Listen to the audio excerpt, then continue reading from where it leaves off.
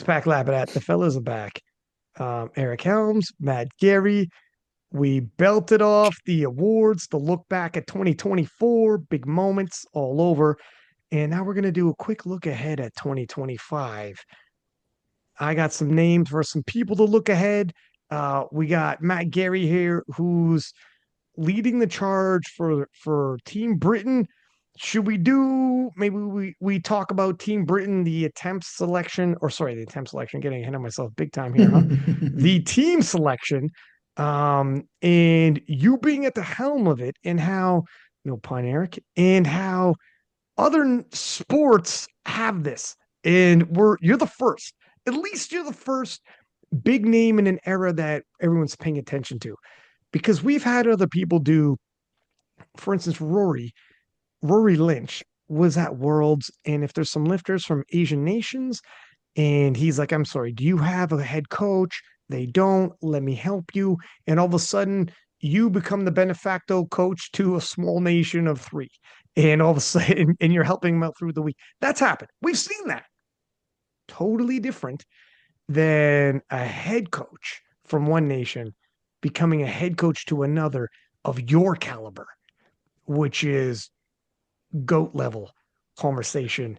Matt Gary's got to be in that. So I think that's the first for us to recognize a head coach moving over.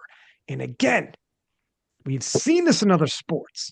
We've seen even at the high level in the Olympics, coaches moving to another nation and that nation paying them out sums of millions in other sports. Now, we're not there. Okay, unless you're disclosing a $3 million deal that you're about to announce. And that's why you came on with a fur coat and you had to take it off before we started recording. But you scratch your forehead and notice a gold Rolex. I'm noticing things on you, Matt, and you changed. But we'll talk about that in a sec. But yeah, so you're the new head coach in Britain moving forward. What does that look like? How long will you be there?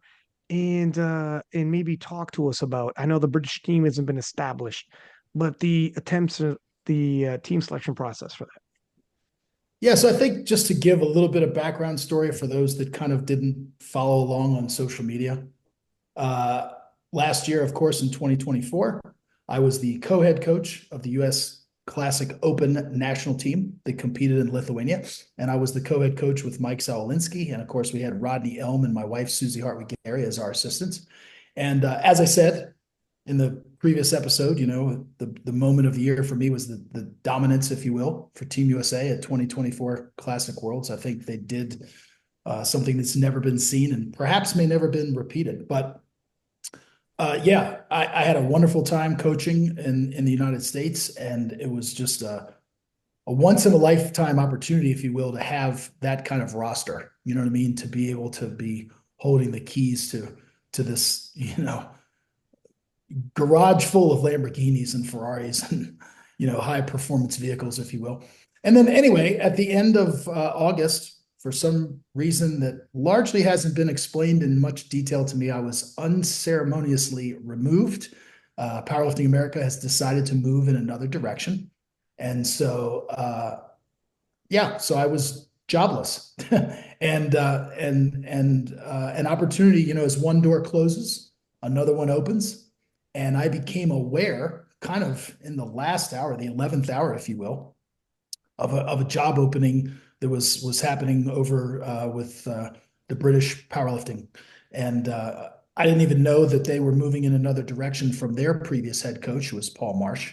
And so it came to my attention that there was a job opening there. And this is my passion. This is what gets my motor running more than anything else. I've done the programming bit. I've done one-on-one coaching in person, the personal training and strength and conditioning coach at the high school level, collegiate level, all that sort of thing, and even worked with some professionals. But there's nothing that gets my motor running more than game day coaching at the highest levels in the IPF. And so I applied for the job, went through the series of interviews, and here we are. And so what I can tell you, Ryan, to answer your question, is British Powerlifting has brought me on as the head coach of the teams in 2025. And so Alex Pearson Jones, who goes by Peach, better known as Peach, by the Brits and all those in the UK, is the coaching lead. So he is quite literally and figuratively my right-hand man. And he has been absolutely awesome, just outstanding, helping me to navigate British powerlifting and meet new people and just help me just every step of the way. And so I am the head coach for the 2025 season. So that means that I will be coaching at Euros in Spain. And quite frankly, that was on my bucket list of things to do. So it's just like, I've coached at other internationals championships. I've coached at a World Games before. I've now coached at a Sheffield. I've coached at NAPFs. But to me, Euros, when we look at these regional championships, Euros are almost like a world championships light, if you will, because it's almost like the world's without the United States, obviously, and Canada and New Zealand. Those are kind of some of the other heavy hitters, but it's all those European nations. And so that's been a bucket list item for me. So I'll be coaching at Euros in 2025, which is in March, and in Spain. And then, of course, I'll be in Germany for Classic Worlds in June. And then I will also be coaching the 4 lifters who are headed to the World Games.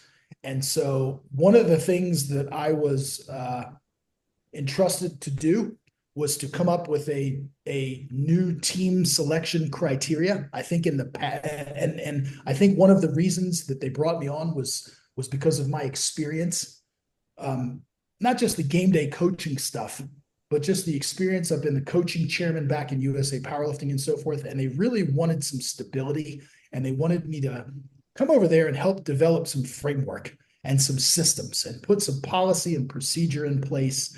And we've been able to do that. And so one of the first things that we were charged with, Peach and I, was coming up with a new national team selection criteria.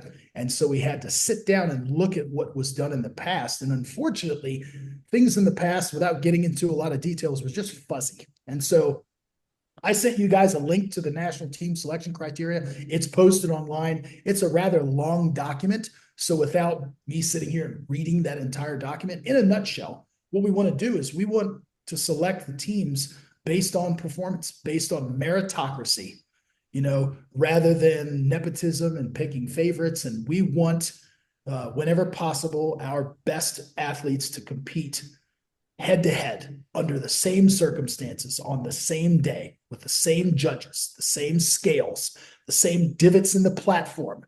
And so it's, you don't want to just pick and choose your team because you had somebody have this outlier performance at some local meet, and where they took different attempts and they weren't competing head to head. And so in a nutshell, that's what we've tried to do.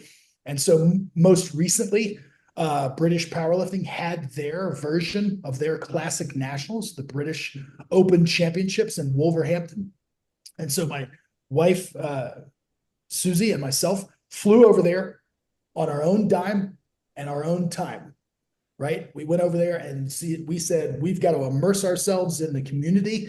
We want to be there for their nationals. We should be there for their nationals. And I felt that was obligatory. So that was never in doubt. But I just want, people to know that I went over there on my own dime, my own time, and went over there, and we were greeted with open arms, and the reception has been just absolutely overwhelmingly wonderful at every single turn. They have gone above and beyond to make us feel like family and to welcome us. And they have been the epitome of professionalism and class and grace and courteousness, and just unbelievable. So I'm just thrilled to be over there. And we went over there, and both Susie and myself, we judged, we served on the judge and jury. I did some game day coaching, which was really cool. Was able to coach a few athletes over there, and then rub elbows with British lifters and brass alike. And so it's been just a wonderful experience. And so that's kind of where we are right now. And so as I said, I'm there for the 2025 season. And I think the agreement is that after the 2025 season, we are all going to sit down. That would be me, Peach, and of course, British Powerlifting Brass, and kind of have a debrief and decide where we are. And there's an opportunity perhaps for me to continue, or there's an opportunity for them to say, we're going to pass the baton off and go in another direction. And so that's kind of where we are right now. And so I just come into it with, I feel, not like I needed any revitalization or rejuvenation, but I'm really excited. And there is a depth of talent in GB that is pretty amazing. And so I'm just looking forward to working with those people.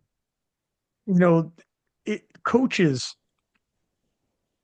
create their resumes in other sports like basketball, hockey, football. Sometimes you take a team that's full of Ferraris, Lamborghinis, and you march towards that win. That's big.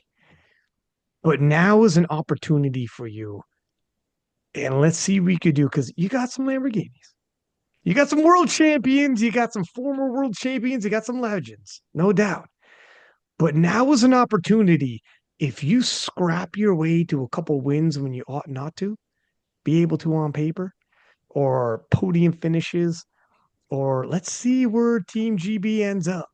This is an opportunity for you.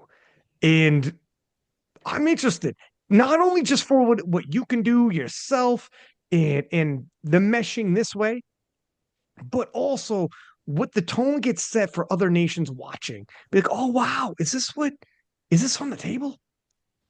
If we make a play and reach out as Eric, can we bring you to Germany, to Austria, to wherever? What can we do here? What's on the table here? Who's the best of the best, and what are we talking about? How do we level up? To answer your question, Ryan, you get me a Rolex like Team GB got Matt Gary.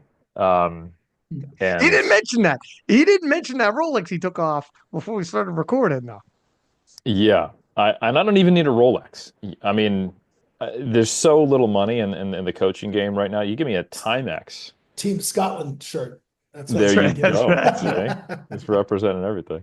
Yeah. Um, Ryan, I will tell you this. I had the I think the couple things I want to say just to help the typical listener understand, because some of the way that the organizational structure of powerlifting operates is not super obvious to people who haven't been involved in it.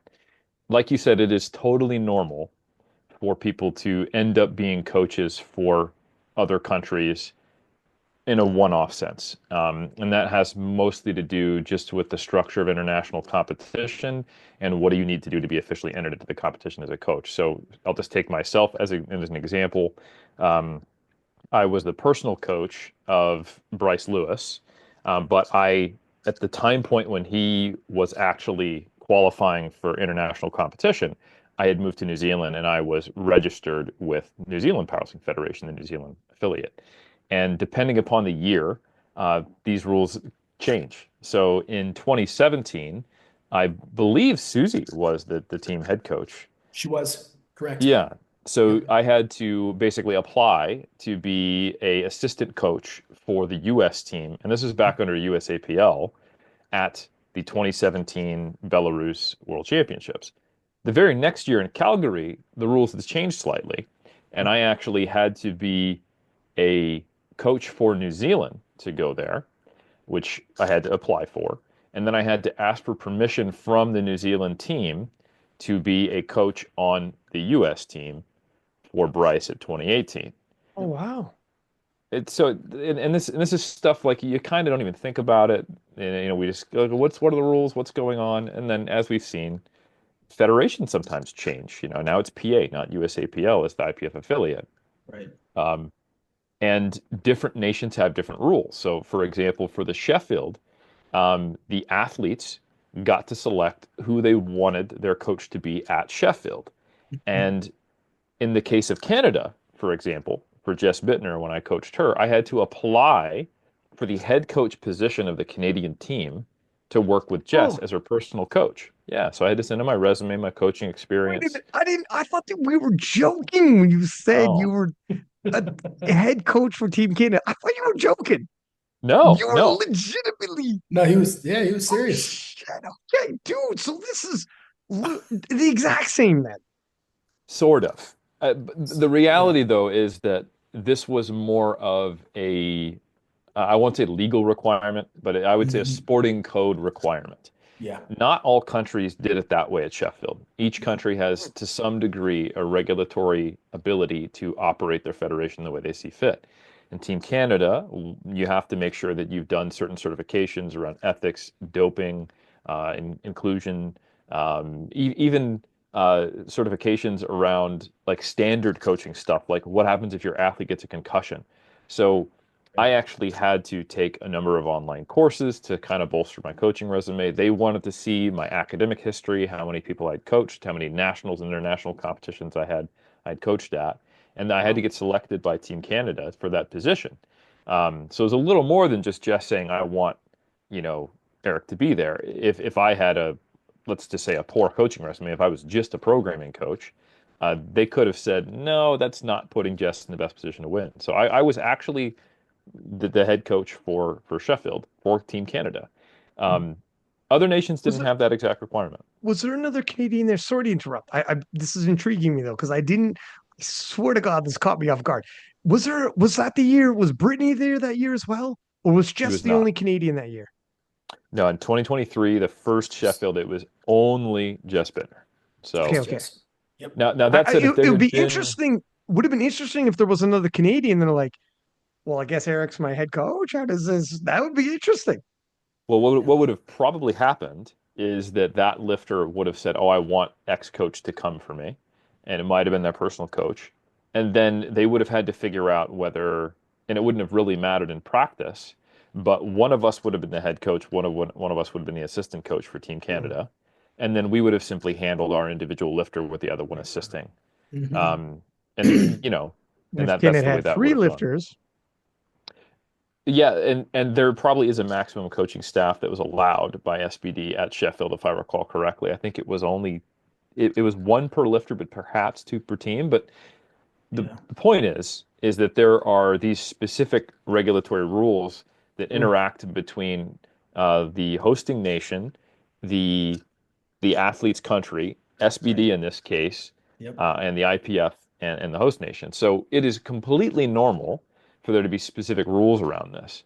And then it was different rules when I coached at Worlds for Jess. I was a personal coach, and I was selected as a personal coach, and I would act in a assistant capacity to the Canadian team when Jess was specifically competing. Right. So um, and then there's even times when a single coach will coach for different nations in different flights in the same competition. Yeah. So they will be working with, for example, Singapore for their lifter in the 74 kilo competition, but then Mhm. they'll acting as the assistant or head coach for Team New Zealand or something like that. Right. So that is normal. But I think what we're talking about here with a head coach for the team, not for a specific competition, but for the year of 2025, this is semi unprecedented. I think it is unprecedented. Yeah. And I think it is also, I will say it, it's shocking to me because in our year in retrospect, I nominated Matt Gary as the coach of the year because primarily of how successful Team USA was. So I was flabbergasted when I Mhm. saw that they'd chosen to go another way. That would be like the Bulls right when they're winning their championship going, you know what, we need to think about, we need another coach here. And maybe we get rid of Jordan too, because I don't think he's part of this. Like I'm being a little bit hyperbolic, but I was pretty shocked. The last thing I'll say, Ryan, and then I'll shut up because this is not even about me, is that I think British powerlifting is doing a lot of things right, and they have a lot of things going for them. Um, People don't necessarily know that SBD is right there. It is a British company, Mhm. and they have a lot of love for British powerlifting. I think they've got that going for them. There are beneficial links there that are going to enable British powerlifting to do things. And they are investing, British powerlifting is also heavily investing in coaching. Big shout out to Charlie Merrier. She's part of the organizing uh, staff of the committee behind British powerlifting involved in coaching. She reached out to me and others. They had an international guest list of people who they wanted to come do last year for their coaching conference, which I was very privileged and pleasure to be a part of. They've reached out to me to help with some of their coaching education and others. They're bringing on Matt Gary. They're doing a lot to really push their entire organization to the forefront. And like Mhm. you said, they have a garage full of Ferraris. And I think we're going to see the example and the rise of more organized national bodies that are able to invest in their athletes and invest in their coaches are going to start to be able to tip the scales now that powerlifting is getting so competitive. It was not that long ago when it was really just, okay, all the volunteers for your local federation are people you lift with on Saturdays at your regional comp. They're the people with extra time, the people who love it. They get together, and they volunteer their free time, but it's a volunteer sport. Ain't nobody got any cash for this. Personal coaches are representing countries, and the idea of even game day coaches being game day coaches, not just handler, that is a new concept.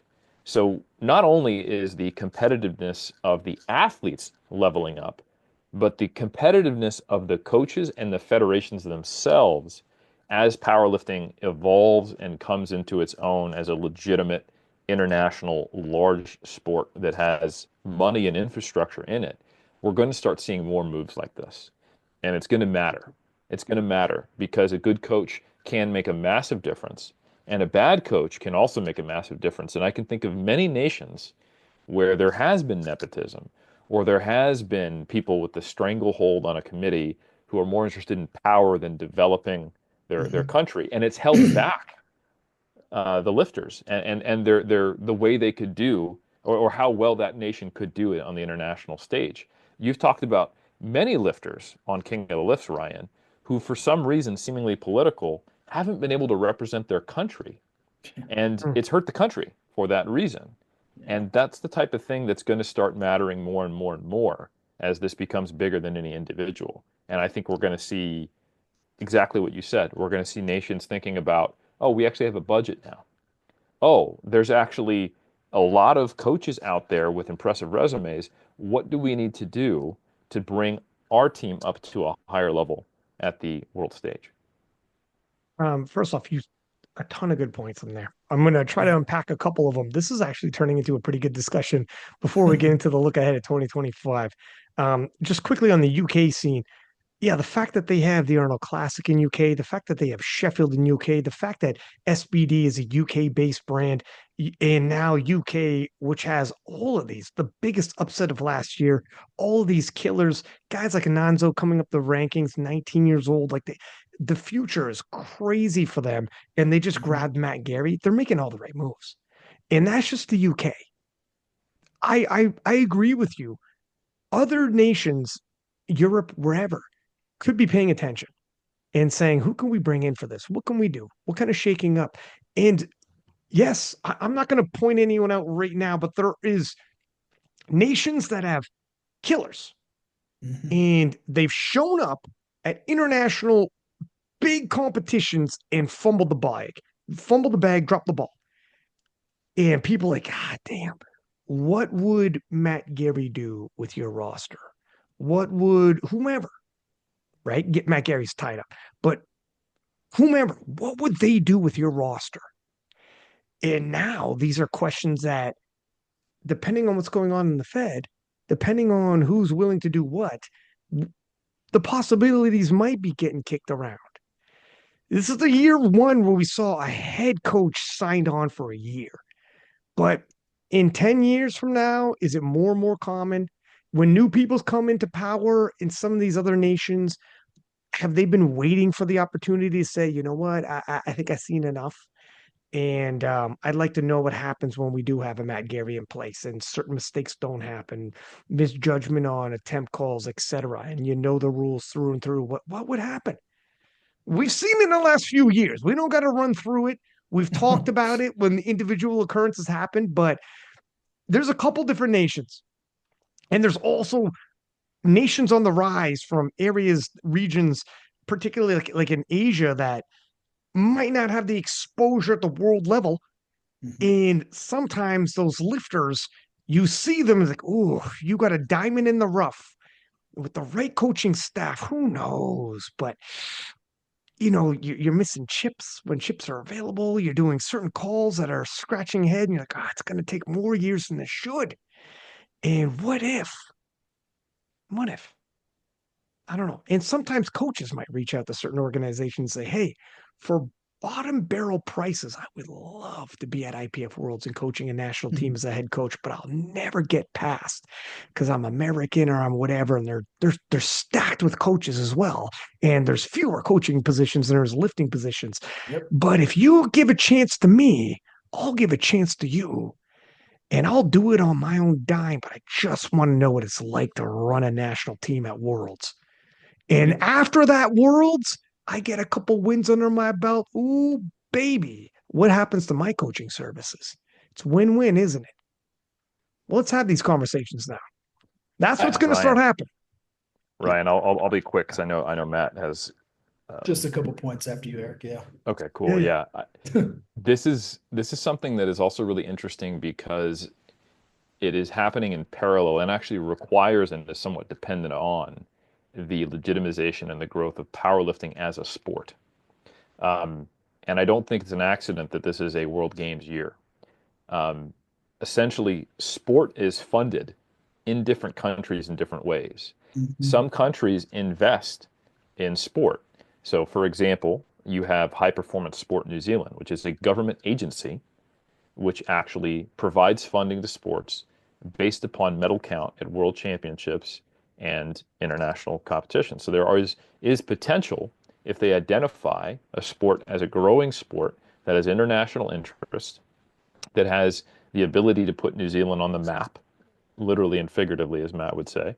Um, it's already on the map, literally. So just ignore me. I didn't use the terminology right. But the point is, there's government agencies. EIS, English Institute of Sport, AIS, Australian Institute of Sport. Canada has similar things. You've got different systems in different countries. And when a sport gets to a certain size and when it gets entrance into certain international organizations, obviously it's a game changer if you get into the Olympics. But being a part of the World Games does mean something. And when you have economic interest and the government says we're actually going to put money into the sport, that can totally change things because it doesn't happen equally. So if the UK government puts money into British powerlifting, or if the New Zealand government or the Australian government or the Taiwanese government, whatever, that can all of a sudden open up opportunities that did not exist. Now you can actually pay coaches salaried positions, and it's no longer what you described of, hey, this is a win-win, I'll do it on my own dime. And that is happening. That is beginning to happen in powerlifting. And the other pathway is when you have companies investing in a federation and creating something they might think is mutually beneficial. And then that money is used by the federation in a way like what we're talking about of hiring a coach. And as the sport develops, both of those things are going to happen and are happening at different levels and different stages. And ultimately, there is flexibility to the way that the individual nation federations can be ran, either more like a committee-based nonprofit sporting organization, or even having elements of commercial interest so that they can be ran like a business to generate their own internal funding. There's a lot of things you can do creatively within a federation to generate money, whether that's coaching courses, seminars, what have you, changing just the amount of membership prices or whatever, putting on events, partnering with fitness expos. This is very common. And that money can then be channeled into developing the sport, going back into it. So when federations and nation states wise up and do things like that, all of a sudden now they're going to be getting a competitive advantage. So all these things are happening simultaneously. And it's really interesting to be there at the ground level in a sport that this was unheard of pre-COVID. Go ahead, Matt. There's a lot of good points getting tossed around here, but Yeah, no, I just wanted to add just a couple. Everything you guys said is spot on, and I appreciate you adding those layers of context, Eric. There's just been some myth and misconceptions circulating around some of the things regarding my position. So just to be clear, since taking the job with BP, I had to officially resign from Powerlifting America, and I had to request release from Powerlifting America so that I could then transfer to British Powerlifting. So Powerlifting America, British Powerlifting, and the IPF all had to sign off on that, which they've done. And then furthermore, now I will be coaching at Sheffield. I'll be coaching Waskar. In order for me to coach Waskar, British Powerlifting has had to nominate me as a coach, or will be nominating me as a coach, and Powerlifting America has had to sign off on that. So I just wanted to straighten that up and clear the air so that people understand. So technically, as of this moment, I am no longer a Powerlifting America member. And also, I just wanted to, I guess, put this out there. Team GB last year at Worlds in Lithuania, this is to your point, Ryan, the men placed second collectively as a team, and the women GB placed fifth. And so I don't want anybody to think, that I'm coming to Team GB and that I can wave this magic wand or snap my fingers and automatically produce team championships. But what I will say is this: it's like Eric said, and both of you said this, there are a finite number of national team positions available. This is an exclusive club that I most definitely want to be a part of, and I'm honored and thrilled to be a part of. So all that is to say that I'm just ecstatic about this next chapter and the challenge that now presents itself when we come into Worlds. And so we've got some shooters, as Ryan said, and I'm looking forward to going into battle with, as I said, when this whole thing took place, American by birth and Team GB head coach by the grace of God. Was going to be interesting when you So, go into battle that's and your right. shooters got to aim their guns and it's USA across the chest, across that way. And it's like, oh, buddy, that's what's going to be. Just, well, let me ask you, how, because this is going to be more and more common. Yeah. Eric's been in this position. Perhaps you have too already before in terms of helping out. I'm not sure. You're not the first to be in this particular position I'm about to pose to you, that Okay. you're going to have to go head to head with somebody from your home nation and Yeah. take what they got and impact them. Eric's still, both you gentlemen can answer the call on this actually, because both you guys have already done this. And Eric is actually living. He's a Kiwi as well, so he's kind of on a couple different levels done this. But Matt, let me throw it to you first. What exactly are you asking? Just so I can. How will it feel? The emotions being like, look, you're the head coach of Britain, and then Team USA, you'll be there. Some of these gentlemen and gentle ladies, Yes, you'll have coached previously. That's right. To some of the greatest moments, knowing I'm going to have to take that from you if possible, and what that might feel like. I have got nothing but love for the American lifters. They know that. I am blessed, as Eric said, to be in close personal relationship with a lot of these lifters that have represented and presumably will represent Team USA in the coming year. I've got great personal relationships with their personal coaches as well. And look, I've got nothing but love for them. And I will be the first person to run to them and to embrace them and shake their hand and give them hugs and dap them up and welcome them to the party. But when it's game day, I'm coming in with Team GB, and we're fighting and clawing our way as high up on that podium and on the medal stand as we possibly can. And that's the essence and the spirit of competition, right? And it's all in fair play. And at the end of the day, we can all shake hands and high five and hug and congratulate. And, the chalk dust and the medals are going to settle where they settle. But I'm just looking forward to that challenge. So, yeah, I mean, it bodes well for us, I think, knowing that I've got the 411 on a lot of these lifters and their tendencies. But as they say, that's why you play the game. I mean, that, I've got insider knowledge, if you will. But, in this day and age, I think everybody's got insider knowledge with the plethora of information that's available at our fingertips. It's you can't hide. So I'm just looking forward to the opportunity. It's a new chapter, and it's one that I'm ready to step into with fervor. How about yourself, Eric? You've dealt with this. Americans are patriotic, even on the patriotic front. Would it feel weird to be like, the American flag will not be raised and the American anthem will not be sung. Instead, it'll be the Canadian anthem. Thank you, by the way. But how do you feel when these things happen? It's interesting. I think we're entering into a slightly new era, and the experiences of I've had, even though okay, so just so people know, I am a dual citizen. I got citizenship in New Zealand in 2022, and I was born in the States, so I'm still an American citizen.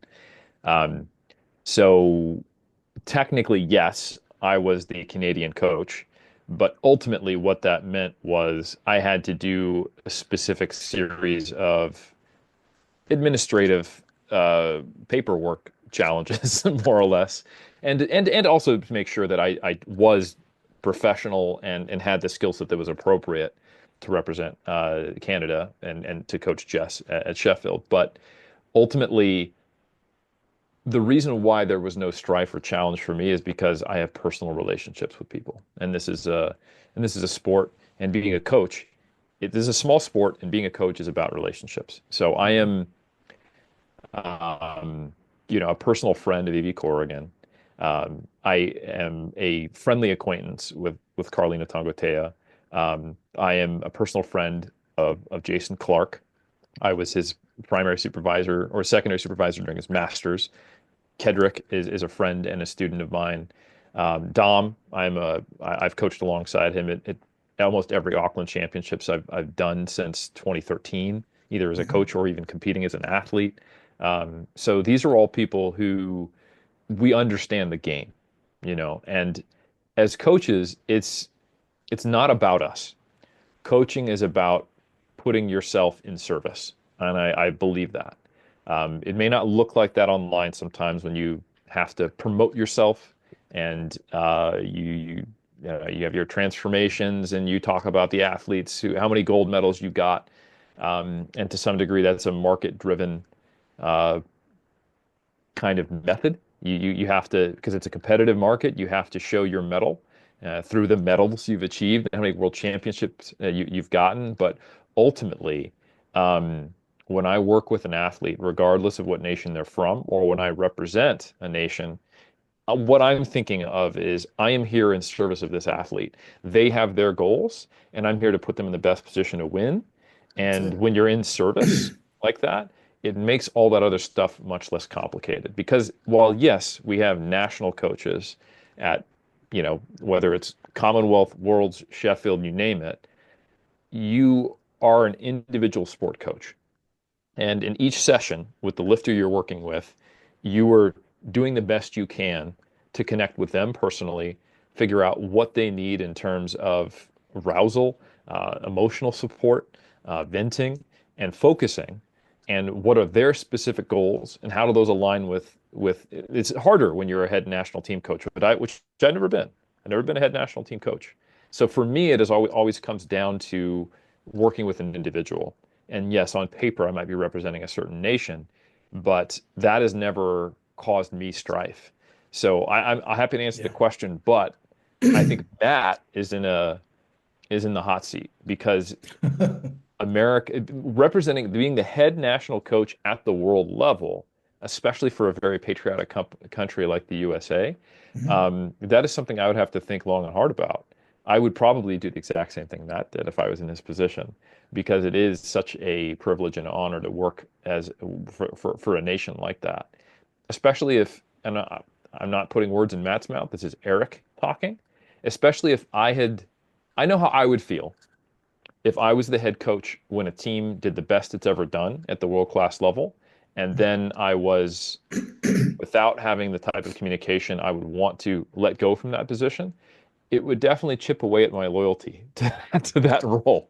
And it would make it very easy for me to say yes to another organization or nation, however you want to put it, that was giving me more respect and acknowledging my role. So again, this is Eric Helms talking, not Matt Gary. I don't want to put words in his mouth. He can speak for himself, but I would have done the same thing that Matt did, and I wouldn't have thought twice about it. But ultimately, I do understand how there are probably some people who would view that as how dare you not represent the U.S., Matt Gary. But listen, this is sport, and I think that I don't agree with that view if anyone has it. Well, sports in general at the Olympics, Team Canada in hockey, like hockey's everything in Canada. You go against us to the World Championships, it's right to the end, my friend. And Canadians are almost always in Europe with different European nations as their head coaches. And you would never begrudge a Canadian for getting a national team coach salary and opportunity. This is a guy who or a girl who earned their spot. You don't get pissed off about it.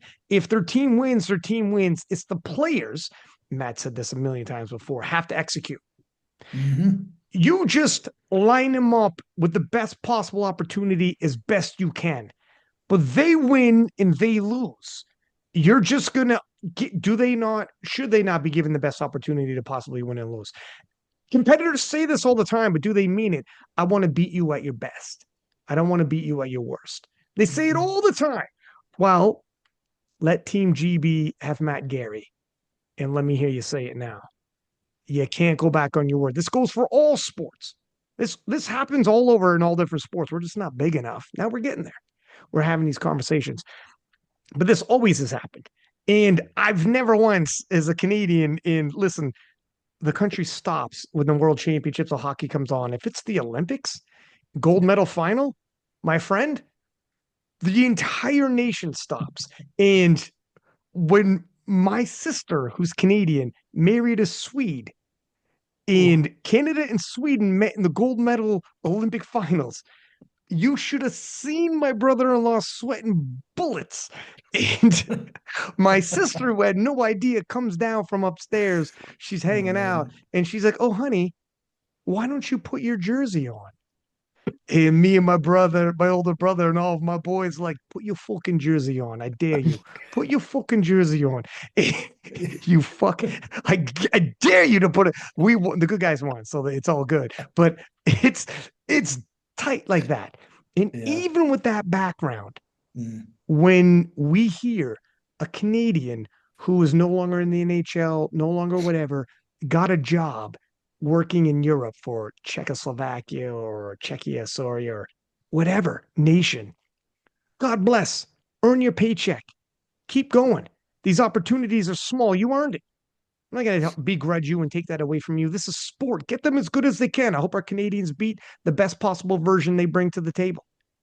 It's the way it's supposed to be, isn't it? It's Anyways, I just completely wanted to normal ask in that. strength conditioning.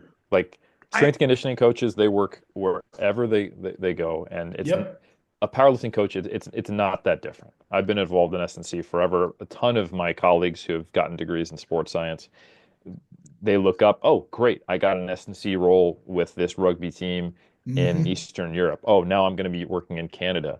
And unfortunately, in S&C, the first people who get fired are typically the nutritionist, the strength conditioning coach, because it's you just shift the blame from the head coach or the player development. And it should be seen the same way at all coaching levels.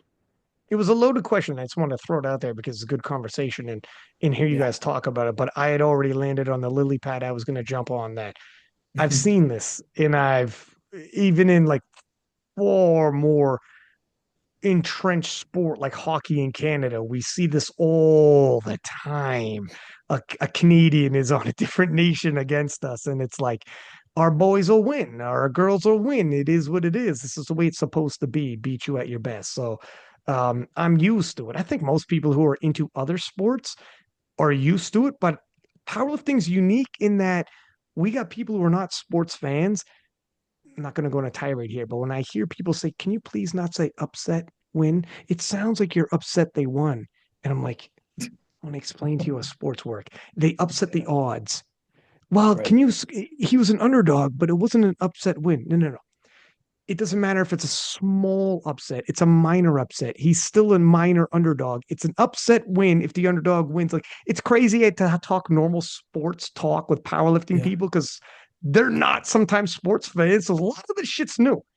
But for other people who've been sports fans since they were kids growing up, none of this is new.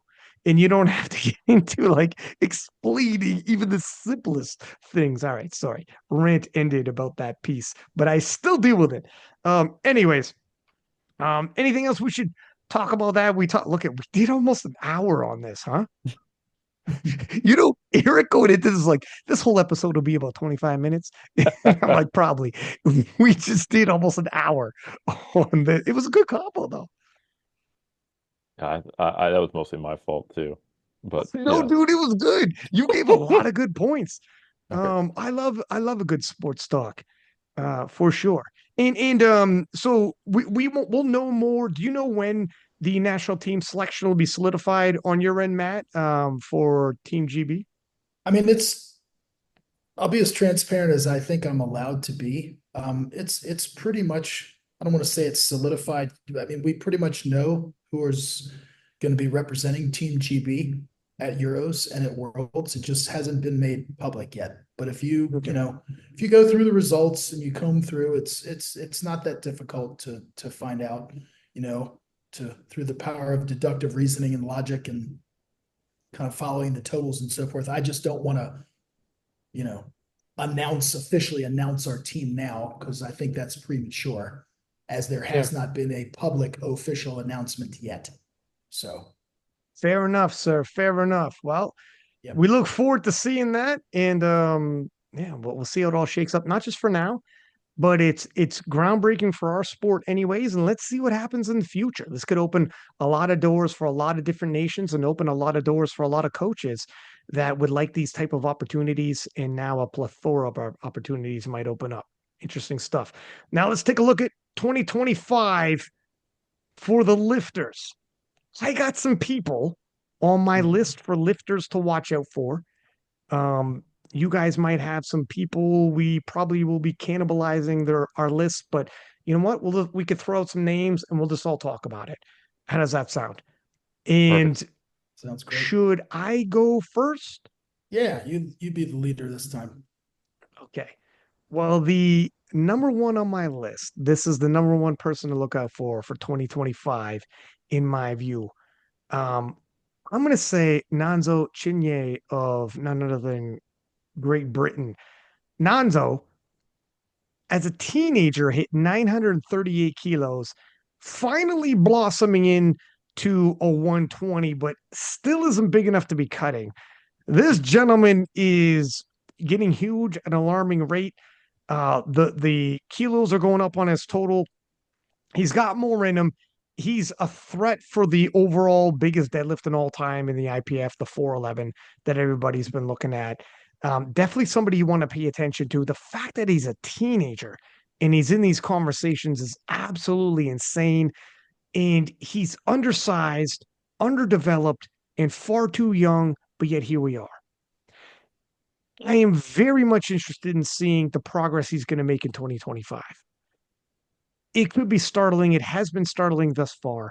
I remember in 2022 Worlds bumping into him when he was 17, and he was like an entirely different being. It's the wildest seeing what he's been doing and what he's capable of, God knows. So I want to see what Nanzo does in 2025. Um, what do you fellas say? I I'll just also say, want to see that. yeah, I was just going to say he's definitely on my list as well. And then I was going to toss Derek. I mean, yeah, in terms of the men, he would be the number one male lifter, I think, to be on the lookout for in 2025. He's not my number one, definitely on the list.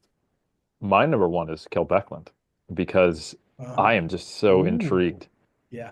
Um, the so in many ways, a lot of the people we have on this list are in most cases they're going to be younger lifters, right? Because the future is so bright. There's so much more potential. It's really interesting. We think, oh my God, what is Agata Sitko doing now? And she's so young. What is she going to be doing in 10 years? It is mind blowing to think about. But I think it just as compelling is when you take someone who's been around a long time and who is finding a way to be a threat, to be relevant, to be a game changer. And Chell is in his mid 30s. yeah. And, I remember 2017 when he won Worlds, and he beat Taylor Atwood, and then Taylor kind of had his meteoric rise, and now he's come back and it's been amazing. But you go, he can't. He's dealing with Austin Perkins. Now he's done great. He's total in the low 800s, but what are you going to do? Austin Perkins is a once in a generation lifter, right? But then to see him go, let me drop down a weight class, and to see his training where he's doing so well, and like Kendrick talked about this when he was on the podcast. I think people are enamored with the idea of cutting weight. We've seen Tim Monagatti do it. We have seen Agata Sitko do it. We have seen Evie Corrigan do it, and it's gone really well. I do think that people need to realize that there are specific times when that makes sense, and there are specific times when that does not make sense. And there's many times where it is the latter. We have seen these examples because of how competitive powerlifting has got of those success stories.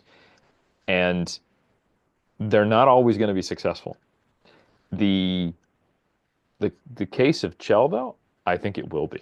When you look at his height, and when you look at how things are going thus far, I think he's going to put up a ridiculous total at 66. Whether or not he can sustain that body weight long term, like Evie has, whether this is a get in there and get it done, get out, I made my mark and leave. I'm very curious, but I will say that I think it's going to be a whole nother level for the 66s, and I think it'll be a rising tide that lifts all ships. Mhm. I mean, zero disrespect to the gentleman in the 66s, but when you just look at the totals relative to body weight and the GL points, it's a bit of a lower valley in that weight class compared to others.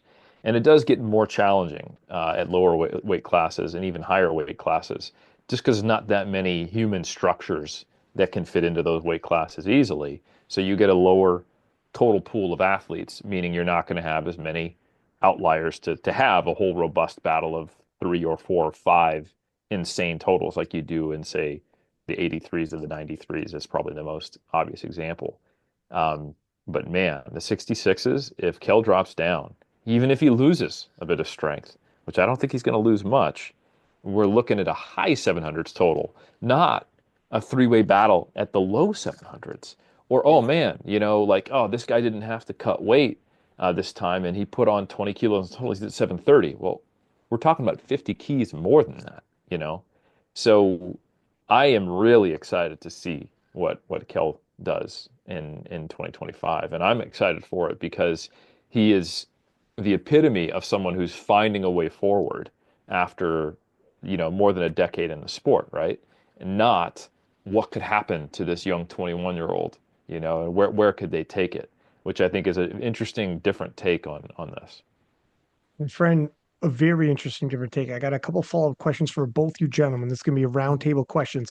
Because when I was looking at people to look for 2025, I was in my mind's eye saying prospects. I just did. I just said prospects.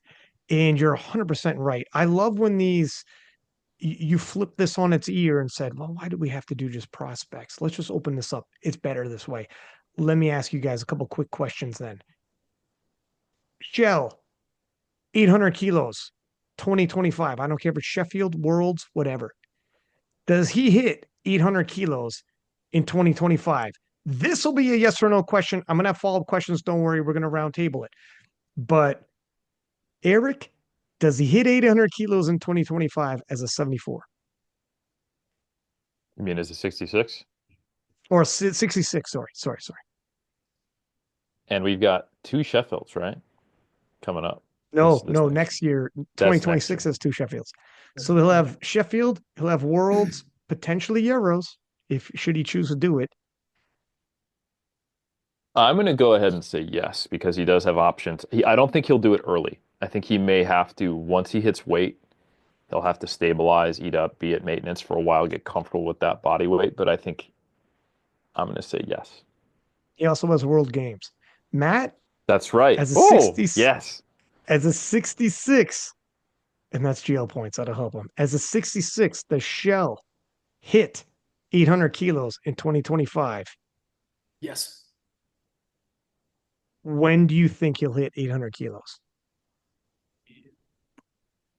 Not at Sheffield, because this is the first, I hate to test drive, if you will, like Eric said, he's got to see how this whole process comes to fruition. And taking a line from Penna, and it's a fair argument.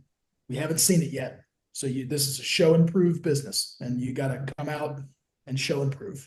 And so he's got to make weight, and he's got to go out and execute, which we know he can do, but can he do it at this lighter body weight, and so on and so forth. So my best estimation would be no, not 800 kilos at Sheffield, but yes, later in the year. And that's just going to depend upon which meets he decides to choose. Because it would be a short turnaround for him to do Sheffield and then jump into Euros, 6-8 weeks later or whatever in March. But that might be something that he wants to do. I'm sure that he and Kedrick will sit down and figure that out.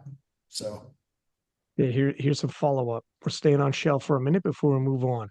yep. Let's say Shell fulfills his potential, wins Sheffield, wins Worlds, and God knows what he puts up at World Games for an amazing GL. He does all of that at 66. You know how few people win in two different weight classes. What that might look like, Powerlifter of the Year 2025, Sheffield win, Worlds win, in and out of equipment, World Games, Classic, and equipped, all of it. He beat Taylor Atwood. Now he goes down to 66s, beats all the goats in 66s in equipped, beats Oleg, the other goat in equipped. And I got to tell you, I asked Taylor Atwood, who is the GOAT should all this happen? Taylor Atwood, who is the GOAT of our era, the classic. We're talking classic era, modern classic. Taylor Atwood said it's going to be Shell. We'll take him back. Taylor's not always known for his humbleness like that. Eric, would that make him the GOAT? I think you would need all of it for it to be that. And it'll be challenging because there's some people like coefficients, some people like titles, some people like battles. The fact that there is Sheffield World Championships and World Games in the same year and Euros gives a lot of opportunities. Mm-hmm. And opportunities can go either way. An 800 total at 66 is like almost the exact same GL points as an 850 total at 74. So we're talking about a total that would put him on par in terms of GL points as Austin Perkins, who we're seeing as just the strongest period, like the best, right? So it would put him in terms of coefficient on par with Austin, unless Austin, of course, gets even better, which he probably will. If he wins World Games, that is an echelon above a world title, a world championship title. If he wins Sheffield, that puts him as the champion of champions.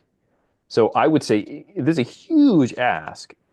If Chell wins Sheffield and World Games with an option on World Championships, because I think if you win World Games, it's kind of one step above now that we have Classic there, given his prior resume. Yeah, I'd go ahead and give it to him.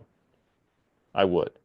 I think, but I don't know that I'm willing to predict that he will be able to do that. That's a lot. That's sustaining the whole year in nearly probably bodybuilding stage condition, while throwing around 800 key plus totals or needing to hit that total. What if he wins Sheffield and Worlds, but not World Games? Because World Games with GL points, difficult. But Worlds, he'll be a heavy favorite. Sheffield, heavy favorite. The more likely scenario is he wins Sheffield and Worlds. Is that enough? And keep in mind, he's got a World Games win within his body weights. He's got, within body weight, it'll be 59s and 66s, so he'll probably win that at least. He's won in equipped, out of equipped. He beat Taylor Atwood head to head, which is aged remarkably. Is it enough? And then I'll throw it to Matt. I think if he ends up with a higher coefficient than anybody else in that year and wins any two of those three titles, I'd be comfortable giving it to him. And the milestone of 800 kilos, 66. When you reach those new milestones, no one forgets it. Yeah. Absolutely. He has a beautiful round milestone as well, which God knows when we're gonna, I will say milestone. I will predict that he will have the world record in the 66s because that I think is actually one of the easiest things for him to do with all the opportunities. And Mhm. even if he sees a 30-kilo drop that we weren't anticipating from here with his training totals in the high 700s, we're still looking at like a 760 total, right? Mhm. No one's touching that in the 66s. Matt, what do you think? Yeah, I agree. I agree with Eric. I think first, let me say, I think only Chell knows right now whether or not he'll stay at 66 or, eat and go back up to 74 or, he's competed at 83. And I think it's all going to hinge upon how Sheffield goes, how the final stages of that prep go, his performance at Sheffield, what he gets out of that. Um, that's a decision that's to be determined. But if he were to stay at 66, and as Eric said, gets two out of those three, then yes, he's unquestionably. Because he's checking every box, every metric on both sides of the aisle, classic and equipped. I mean, what more do you want? I mean, there's nothing really more that he could do, quite frankly. So, but I think all of that is, clearly to be determined based upon the Sheffield performance and how he feels and how all that works out for him, and he'll huddle up with his team and they'll make the right decision. So, Let me swing these questions around for you fellas, and we'll talk about some lifters to look out for. yep. Bob Matthews won the 120s as a 105. Now, Rondel Hunt would say, my friend, you're winning because the best 120 in the world isn't there. And Bob Yeah. Matthews would say, my friend, I'm a 105. And they're both right. Rondell Hunt is phenomenal and probably the best 120 alive. No, he is the best 120 alive. However, Bob Matthews to be 105 in that famous line now, don't get clapped by a 105. You want to talk about, pound for pound king. And Bob Matthews would be like, I'm literally fighting giants. The spread between 105 to 120, some of these guys cut to 120 is Mhm. huge.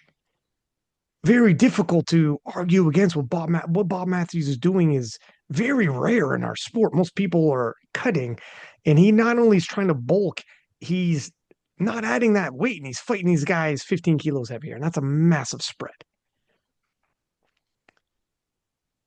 What kind of where do you rank Bob Matthews pound for pound? Can he be considered a pound for pound king? What if he beats Rondell Hunt head to head in the 120s? That's a big GL ask. points I be mean, damned. GL points be damned. All of that be damned. If he beats Rondell Hunt head to head, I I mean I don't think that's going to happen is my first statement.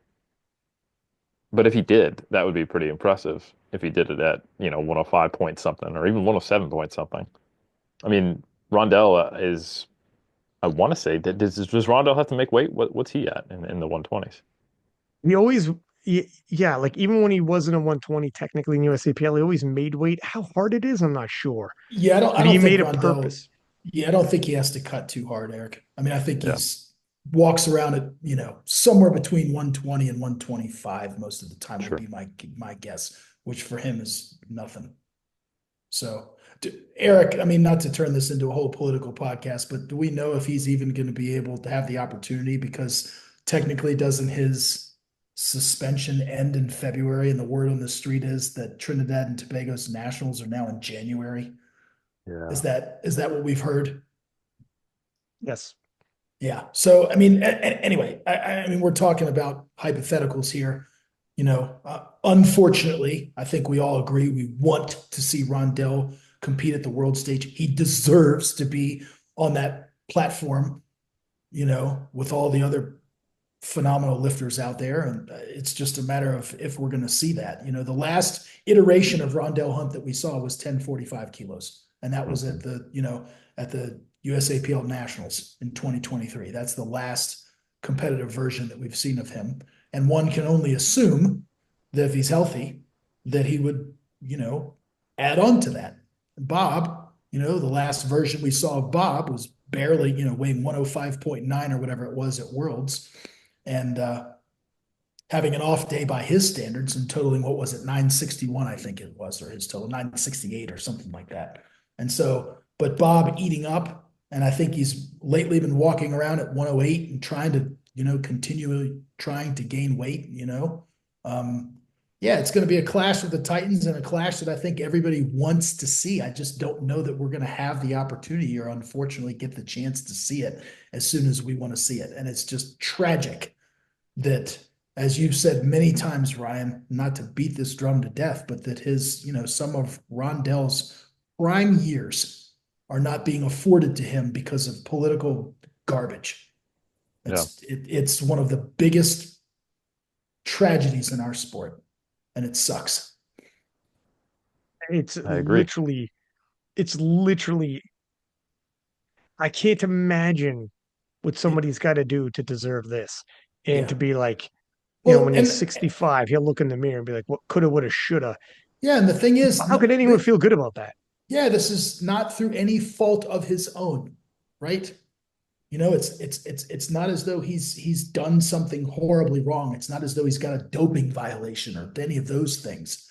It's because of political situations and timing, and it sucks. It's terrible. He's got to lift. Yeah. It's literally, nobody's going to feel good about this decades later. Could they both do NAPF? We'll have to see how everything unfolds. But there's avenues in which we might see this clash at some point.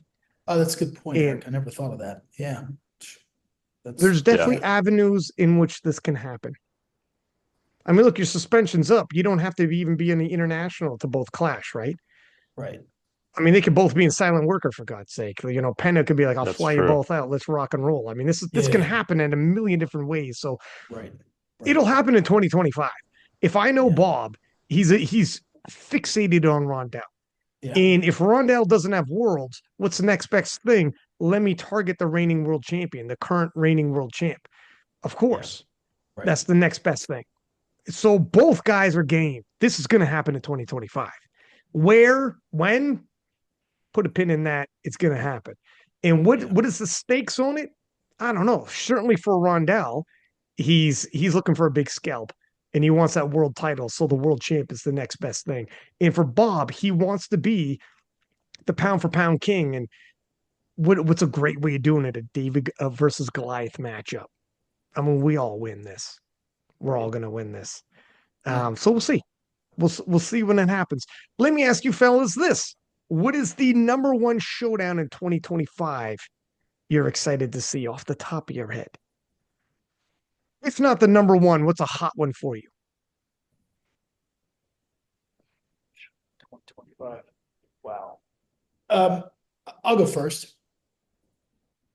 I would say you just sprung this on Eric and I, so that I haven't researched it or put any thought into it. So just at first blush, I would say probably the 83 kilo matchup at Worlds. And the reason I'm not saying Sheffield is because it's completely different at Sheffield with the strategy and the attempt selection, this and that, but it's world titles on the line. And so I would say the 83 kilo matchup at Worlds is going to be absolute must see, because we don't even know who's going to be the American representative yet, right? That's to be determined. I mean, or the British, but you do. Well, I know the Brit, yeah, but I'm just saying the rest of the world too. That the potential of who could come. It could be. You got a plethora of people to choose from: Delaney Wallace, Russell Workey. I mean, Joe Borenstein, Taylor Atwood, you name it. I mean, good Lord. So whichever one is going to represent the United States, You could literally say It's Sheffield 83s, PA Nats 83s, Worlds yeah, 83s. Take your right. pick. Take I your don't pick. I know. mean, it's yeah. I mean, it's yeah. It's I will co-sign on that and also add the return of Jonathan Keiko. Seeing the 93s this year will also be amazing. And I was yeah. gonna say, what comeback are you guys most excited about? So for me, Rondel Hunt, absolutely huge for a comeback. I need to see this young man. But another one that's got me is Jonathan Keiko. And Keiko right now, he totaled 920 in the gym and said he's eyeing 930. Now, gentlemen, 10 if he brings times. 930 to the platform, the the largest 10 times body weight we'll see in the IPF. Mhm. The largest 10 times body weight we'll see in the IPF. And I mean, I remember when Brett Gibbs became the first 83 to do 10 times body weight. It gets harder and harder as you move up. Well, here we are. I don't know. It's on the table the way he's pacing. And can you imagine Kaiko establishing himself once again as a premier 93? Talk about comeback of the year potential. I mean, how do you if God knows what Rondell Hunt's going to do, this will be a very difficult comeback of the year if both men live up to the potential. Fireworks for sure. I don't know. I'm very excited for Keiko's return. I can't believe that step back he took just to get a running start. And it's looking phenomenal. Let's hope the momentum keeps going. Yeah, the 93 kilos at PA Nats in April are just going to be fire. I mean, Mhm. yeah, those weight classes are just going to be incredible. I mean, you've just got any of the, you got Gavin, Keiko, Petrie, you name Jamar Royster in the mix. I mean, you name it. You've Yeah. got a lot of heavy hitters. So that's going to be a lot of And that's fun. just the US, Yeah, it's right? just exactly. And And the yeah, battle at Worlds where we saw two non-US lifters like battling out for one and two, and then you're going to have all the US, well, not all the US lifters, but the US lifters that can make it there. yeah, It's going to be redonkulous the whole year. Between the 93s and the 83s are going to be amazing to watch in 2025. yeah. Let me ask you guys this real quick. Misstep or proper pathway? Timur moving down from 120 plus to the 120s. Eric? Matt, you already gave yours. Yeah. Flush it out. I think there's probably a different answer for powerlifting and a different answer for Teamer himself. Yeah. Um, Ooh, nice. Yeah. yeah, I think for powerlifting, it's unfortunate because there's no rival to, unless Roy Williams is cooking something up that I'm not aware of. And again, we got the insider, personal coach who has a personal relationship with Ray Matt on the podcast. But Timur was on track to be a legitimate threat based upon his age and where he was totaling, nearly 1100 um, last year, and we were all thinking like, oh, we thought we thought Jesus was going to be just dominant for his whole competitive reign. Maybe not. But announcing that he's going down, I think, unfortunately, makes the super heavies on the men's side a lot less exciting. Um, Yeah. and it kind of puts us back in that era where it was just, which is still great, where we got this one dominant super who we all get to watch do incredible things. And oh, were you there when Ray Williams squatted, 1,000? The equivalent for me, the moment where I was like, come on, we got to get Jess's drug testing done. I want to go watch Jesus lift, and getting to see Jesus put up that insane total at Sheffield 2023. Mhm. Um, that was a moment. So he doesn't need a rival, but it does make it better. It does make it better. So I think it is unfortunate that Timur is not going to be a 120 plus. However, I will say for Timur as a young man at that body weight, still being able to get stronger, he might put up some monstrous totals at 120. He may maintain his strength while dropping body weight. I'm sure he's going to be healthier for it. Um, I don't begrudge him that decision by any means, and it's a completely human, understandable, potentially smart decision for his health. And it would be cool if he's able to total over 1,000. Maybe, it might be that Rondel's got to be looking both directions from the 105s and the supers for a total that can actually rival his, which would be interesting. That might turn into a new storyline. I'll say that optimistically. But yeah, it is unfortunate as far as the potential contender for Jesus. Tell you this right now, and I think Matt's going to agree with me. Rondell doesn't have anything to worry about. Um, he's losing a phenomenal amount of body weight to get Yep. down to 120, like phenomenal amount of body weight. And from what I've seen, training numbers have plummeted. And he would need his super heavyweight total to beat a full steam ahead Rondell, I think. Right. I think I'll echo what you said about I was getting so excited if he kept full steam ahead as a 120 plus himself. He would have entered 1100 kilos and he would be enough. Jesus, you better hit your deadlifts. You better, be locking things out, hitting depth and doing all those things and not be injured or what have you. You have a 2022 situation where you come in injured, you could take an L. You can't win injured anymore. You can't win giving away lifts or whatever. That's all you need. I don't know if he would ever have the potential to meet Jesus head on. Jesus is 100% and things go his way, and vice versa for Timor. And he's going to beat Jesus like that. That's a big ask because Jesus is the strongest power lifter that ever lived, in my estimation. I think the world of Jesus, and the numbers don't lie. However, just give us the fact that, hey, you miss a lift, you're in trouble, kid. Did you move, and they do big jumps because they're big boys and it's big weight. Did you miss a 20 to 25 kilo attempt jump? Well, you're fucked now. That's what happened. Upset's about to happen now. That's what this look. Did you miss your last two deads? Did you miss the squat and a dead? Upset's about to happen. Jurens versus Russ is about to happen. Give me that. Lovely. Lovely. That's all I need to believe. I was stirring the pot with that in the commentary for this Worlds, but that it was too soon. In my heart of hearts, I knew it, but I was leading the commentary towards it, and people enjoyed it. They were like, yeah, for a second there, I started to believe. But him going to 120, when looking at 100 like 290 kilo deadlift or whatever, and the squats way down, the deadlift's way down, and everything's way down, and they could come back up as he levels out, but I don't think so. However, I will snowball off of health wise, no question better. We're not supposed to be 400-pound men. And, you know, we lost a super heavyweight in 2024.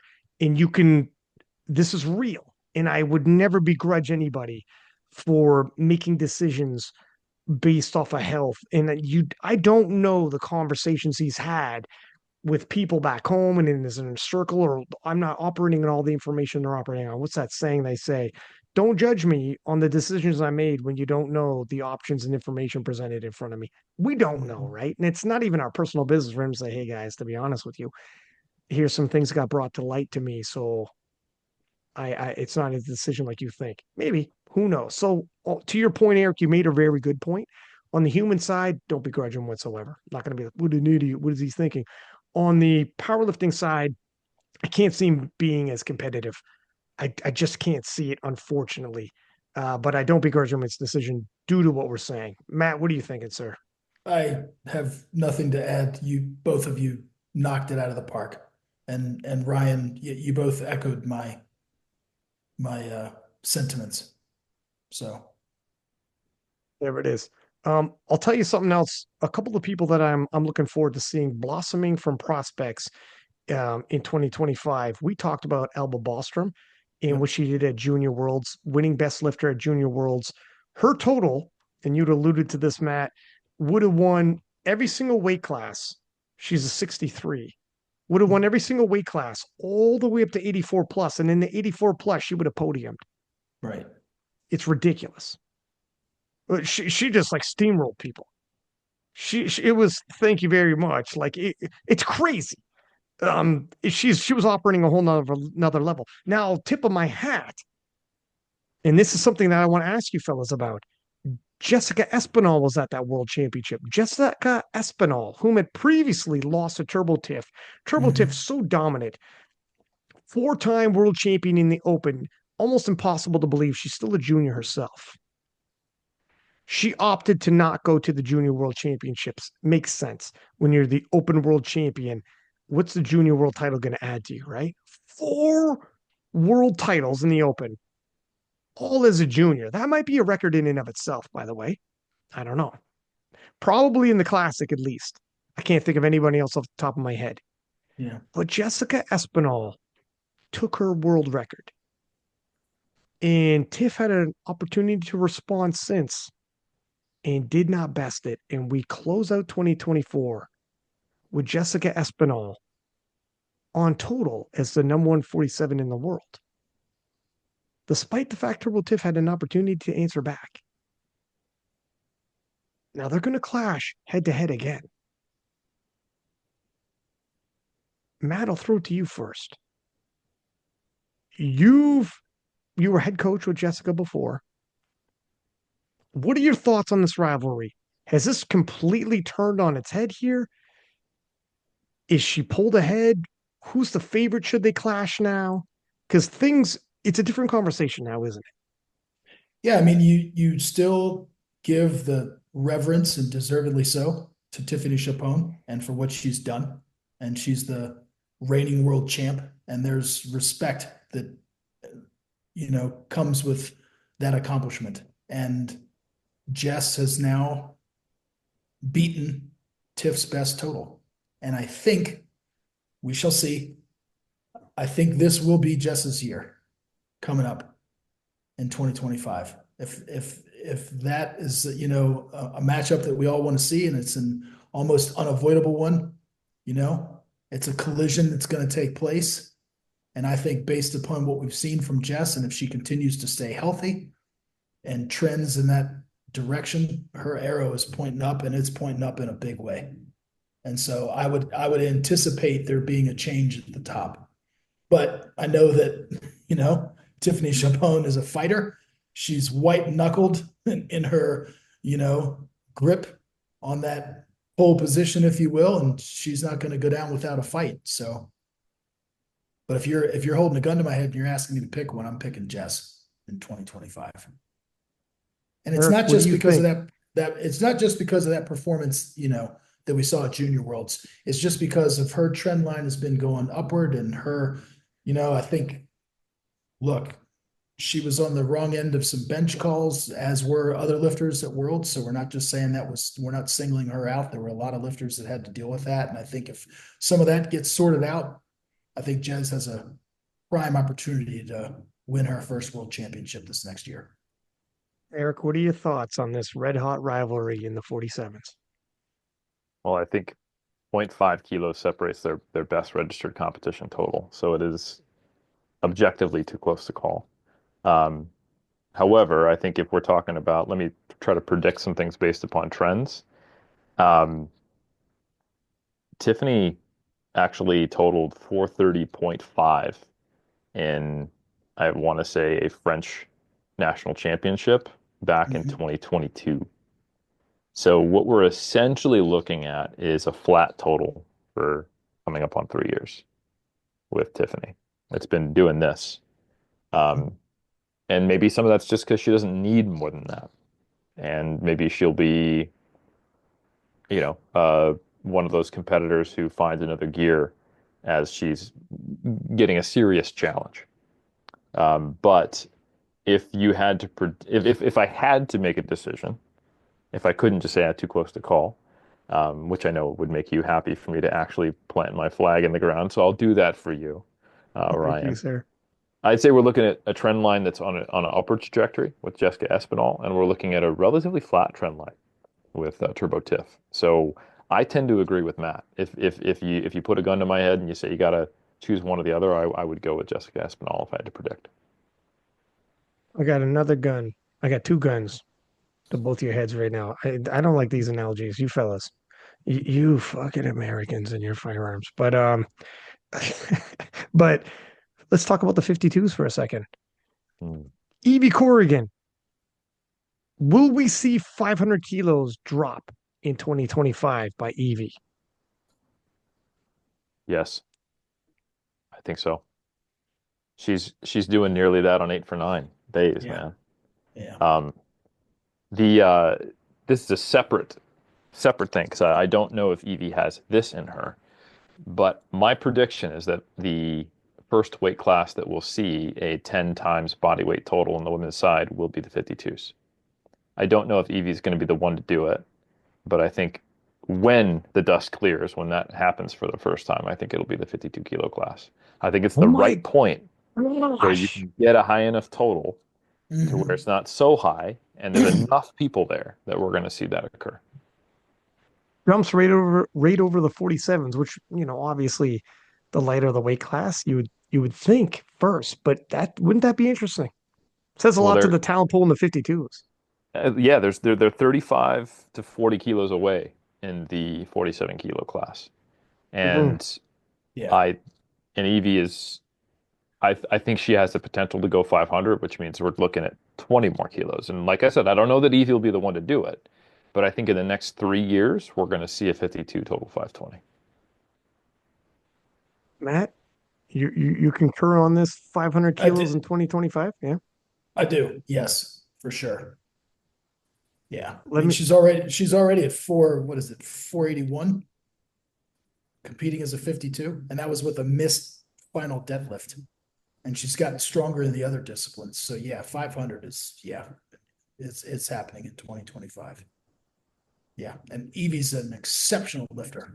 She makes a lot of lifts. So that that opportunity sets up nicely for her. as we take a look at the 57s, we have a champion who's been injured. We have a champion who has to overcome adversity with her coach that we'd spoken about passed away, and she's entering into a massive competition in Sheffield. And at the same time, Italy's Serenaldi has dropped from 63 to 57, did 505 at nationals, and then head to head with Jacek up, the reigning world champion, put up the exact same total. Now that girl power was based off GL points, and Naldi beat her on GL points because she was lighter. Jad was slightly heavier. But it's interesting that even slightly heavier, Jad did not out total Sarah Naldi, who did 515. Naldi is an instant contender, no matter how you slice this. It's USA versus France versus Italy, which is really shaping up to be on the women's side, the three nation in the bigger picture story, isn't it? Because you have Chiara at 63, Naldi 57, and of course, Corolla in the 69s. How do you guys see 2025 shaking up for the 57s? Too early to call for you because the backstories on all of these ladies is incredibly interesting. You could do a documentary on this with tragedy and triumph, a comeback, and then question marks on a lady who's breaking a three-way tie with her fellow Italians and dropping down. It's an intriguing three-way battle. And in a lot of ways, the perfect storm in the 57s that we haven't seen in quite some time. And there's hints at Joy Namani dropping back down. Matt, can you confirm on the record if the former queen is returning? Yeah, she competed as a 57 at British Nationals, and she won. So There you go. So yeah, look at What the what what did 50s. she total? What did she total at British Nationals? she total. I'm trying to remember exactly. I'd have to pull up the results, but let me see because they're not far away. Um, I know she's done over five previously. Let's take a little look see. yeah, she just totaled. It was 506. Yeah. Yep, and that was on a 9 for 9 day. And yeah, I mean, stellar lifting. So she's, 57s yeah, are 57s are, we got four ladies over 500. We yep. got three ladies over 510. 57s are hot. Is this one of the hottest divisions that's going to break through in 2025? There's so many, but it's definitely one of them. I I personally think some things to think about are the age of the people involved.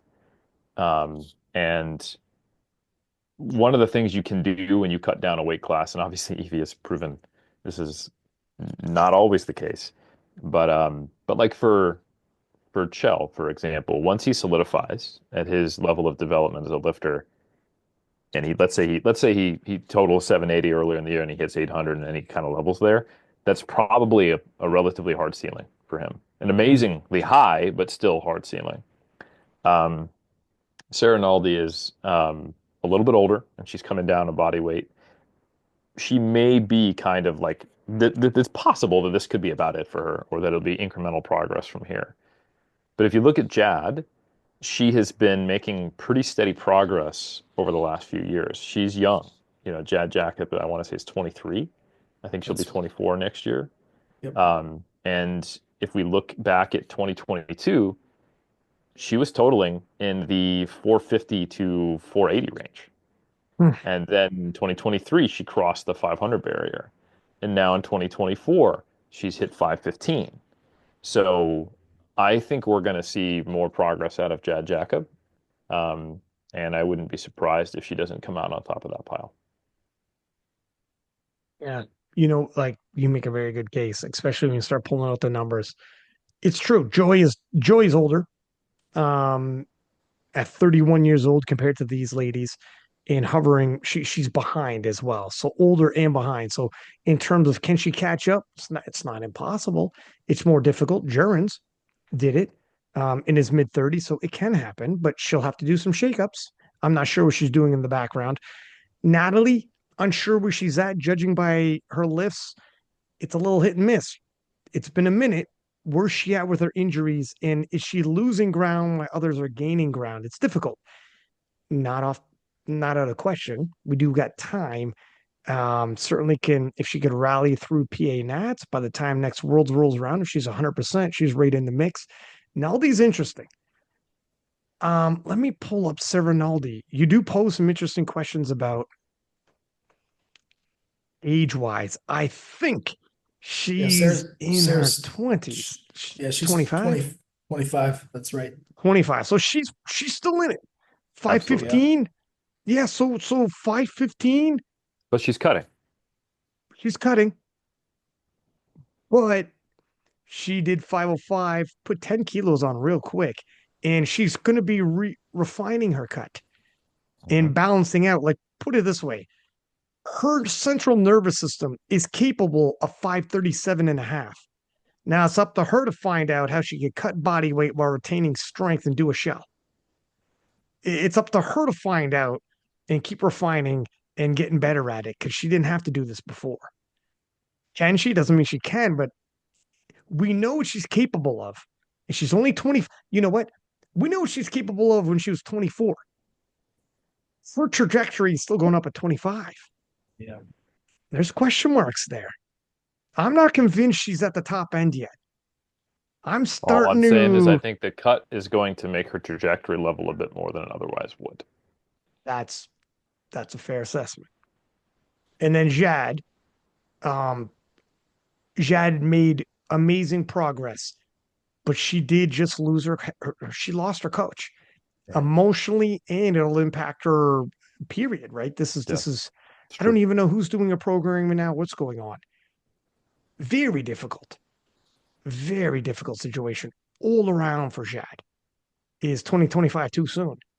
Um, it's or freaking. I mean, we there's countless stories in sports where people just rally around tragedy, and it's the sport is actually what holds them together. It's the Hmm. opposite. They rise to the top because they need it. Uh, so no idea. It's huge question marks around too many of these ladies. In terms of these questions, 63s is probably one of the best battles we're going to see. Period at Sheffield. In all the women's side, I think this could be it. You got Leah Babwa, the returning queen, two division world champion. You got Elba Ballstrom, who literally is one of the biggest standout breakthrough stars. She was Matt's breakthrough star in 2024 with what she did at Junior Worlds. She out totaled the world total that won the Open as a junior. You don't see that very often. And was just a couple kilos off of the world record. A world record, by the way, that was set by Coral Lagara, who's a legend in the game. She was, as a junior, just 3 kilos off of Garo's world record. I mean, so she's in the mix. Um, and then you got Megan Scanlon, whom has just found it's like Jurgens found another gear in her mid 30s as a parent, a mother, and is a sensational comeback story in her own right, and has adapted to the bench rule. And here she is gaining strength at an alarming rate. And Meg and Leah have they've circled each other a couple times. And we never saw that clash like we should have. 2022, Leah missed weight. Meg took the title. 2023, Leah's 69. 2024, Leah's 69. And Meg takes the title at 63. At Sheffield, we're going to answer some questions here, gentlemen. How do you guys anticipate this is going to look? Alba Bostrom went 9 for 9 and totaled 554 at World's at Junior Championships, if I recall correctly, right, Matt? That's right.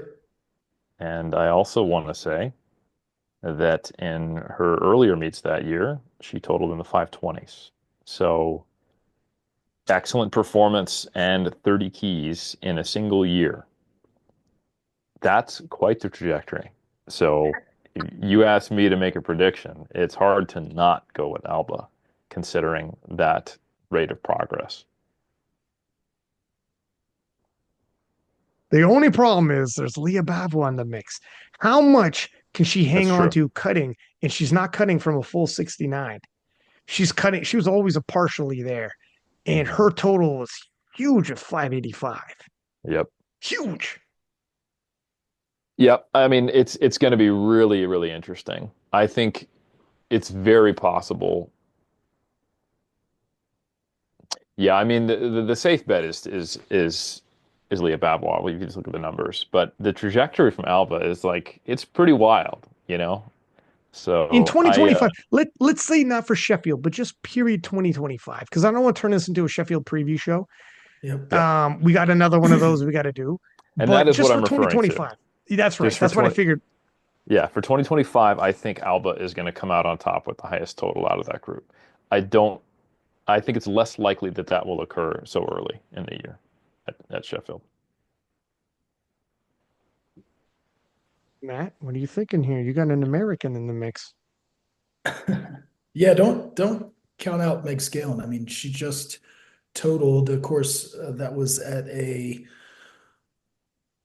main classic. She weighed in a kilo heavy and totaled 562 and a half. So, I mean, her going to Sheffield, her going to Worlds, international travel, having to be 63, tighter judging, et cetera, all the things we always talk about. I mean, yeah, the Sheffield matchup is going to be fire. I would tend to agree with Eric in terms of the overall trajectory, the rate of adaptation, the ceiling of potential that's not yet been scratched.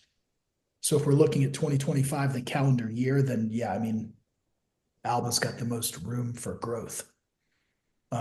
Sheffield's a different animal, and that's, we'll cover that if and when, right. on the preview show. But yeah, I mean, exciting.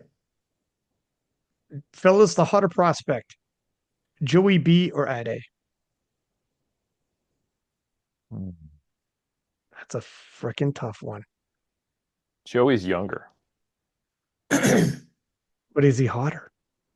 That's a good question. And I know Matt Gary's biased, being the Brit that he is, so it's hard to say. So you take a Joey B, Eric? I'll go with Joey B. Hotter prospect, Matt. Joey B or Ade? Well, I'm rolling with Ade. I mean, come on now. That's, I've got to now. I mean, look, That's right. in the public eye, right? In the public eye, it's probably going to be Joey, just because his social media footprint is larger, and that, and for those reasons, he's quote unquote in the public eye. Now, of course, Ade is going to have his shot here coming up, you know, at Sheffield. But of course, I'm gonna roll with Ade, because that's the team that I'm, you know, leading, and those are the guys that I'm rolling with as of now. But but I imagine in the public eye, most people are going to look, because Joe keeps posting up these weekly totals and doing these things in the gym, and that raises, or that draws attention, and rightfully so. So we These shall lifts, see. Ade's lifts and prep are more sub max than That's right. Joey's. Yep, that's right. People did not see Ade coming with 861 necessarily. Right. Might have hint some people would, but it's more difficult to see, put it that way, as opposed Yep. to Joey, who did 885. He attempted 905 and missed the deadlift, dropped it and hit 885. It's crazy. Right. However, it's all gonna come onto the platform. Yeah. But that's a rivalry that's brewing, and I think we all see that coming down the pipeline. And I can't wait to see those two young men clash, as well as the rematch between Russ and Jurens, as well as who Yep. knows what Yeah. happens in the future with if we who we get all on the same platform. Um, Quick questions here. Regan Stragakis, he won best lifter at Junior World Championships. He's the greatest lifter ever coming out of Denmark, and he's already in the 900s. He's a threat in the 105s. What do you gentlemen anticipate from Regan in 2025? I believe he has one more year in the juniors. Now, if you're able to make a decision for him, Joey Flex, who is his coach, is also Alba Ballstrom's coach. Joey Flex told Alba, I want you to do open worlds. Get the nerves out, feel it, experience it. Alba finished off podium. Turns around at junior worlds, very quick turnaround, ends up becoming junior world champion and just steamrolling everybody all the way up to the 84 pluses. And based off of that, she gets her ticket to Sheffield. And now when she reintroduces to Sheffield, it's a second go around. It's a little different. It's not your first taste. Now, when she jumps into 2025 and has another clash in the Open, it's you. I don't have to tell you fellas how different the Open is to juniors. Mhm. Getting exposure to the Open repeatedly, so when you're clashing for a world title, it's going to mean something if you've been there a couple times over. You get over it. What rattled you the first time? You had months to think about it. When you come back, you're different. And Joey told her, Alba, just go in the Open. Whatever happens, happens. But get this going now. You're going to want this. I talked to Regan when he was on the podcast. It's funny. They're both Joey Flex. So I know Joey's probably going to be pushing Regan the same. Regan, let's say, has one more year in the juniors. I'm pretty sure that's right. Would you say Regan should do the Open as well as juniors? Only go juniors or only go Open? He already won best lifter at juniors. Which route should Regan go? Personally, I think winning a junior world title it's kind of one of those things like you don't go, yeah, I won three junior world titles. Like, oh, that's better than two. That's better than one. It's because there's a limited time window when you are a junior, and it is a really big deal to win a junior world title. But doing it a second time, it doesn't necessarily add to a lifter's resume. So Mhm. the question I see it as is from a lifter career development standpoint, what will give the lifter more skills and more exposure and opportunities for them to have a better trajectory for their career? And ultimately, when you are the junior world champion, there is nowhere to go. And there is a less, I mean, it's essentially not going to be as scary to do another junior world championship and to defend the title, if you will. Nothing wrong with doing that again. And maybe if the lifter is like, to be honest, I got a lot of nerves and I get rattled by international competition. Let me have a slightly smaller pond so I can build up my self-efficacy and my confidence. If that was the conversation and that was what the lifter was telling me or I picked up on it, then yeah, I'd keep them at juniors for another year. But if I thought they were ready, and more importantly, they thought they were ready, or they weren't sure they were ready, and I thought it would be good for them to test their mettle in a higher competitive environment, that will be a great way for them to hopefully rise to the occasion, which is something they'll need to do regardless once the junior runway ends when they just get older. So I don't really see much benefit to staying in the juniors unless there is that type of situation going on where that lifter needs to build more confidence and self-efficacy. What do you think, Matt? Yeah, I agree with everything that Eric said. And I mean, he's totaled 903 and a half as a junior. And so presumably that's out totaling any 105 in the open in Denmark. I would assume, It or is. He's we the greatest Denmark lifter they have already at 21. right already. Come to Worlds, man. Come to Open Worlds in Germany. Stick your foot in the water. As Eric said, gain the experience. You know, you never know what can happen. He's young. His rate of adaptation is high. You know, he should, in theory, be a lot stronger than 903 and a half by the time June rolls around of next year, and see Mm. what you can do. I mean, he's got plenty of room to grow. So, I Speaking of don't, growing in yep. 105s, Anatoly Novopitsmani, can he return as a threat? Or have we seen him capped out and we can anticipate around 940 is where he's going to be? Matt, I'll let you go first. You've seen the battle. You actually were on the other side and led Ashton to the win over Anatoly. Yeah. I don't think we've seen the last of Anatoly. I mean, look, you set it up nicely, Eric, or I'm sorry, Ryan, when you said, if he came in full throttle at Worlds and his PB in the deadlift, I think is 352 and a half. So what if he had made a little bit of progress in the deadlift? I think there's no reason that we can't, Anatoly's only 27. So, he's not old by any stretch. I don't think he's past his prime.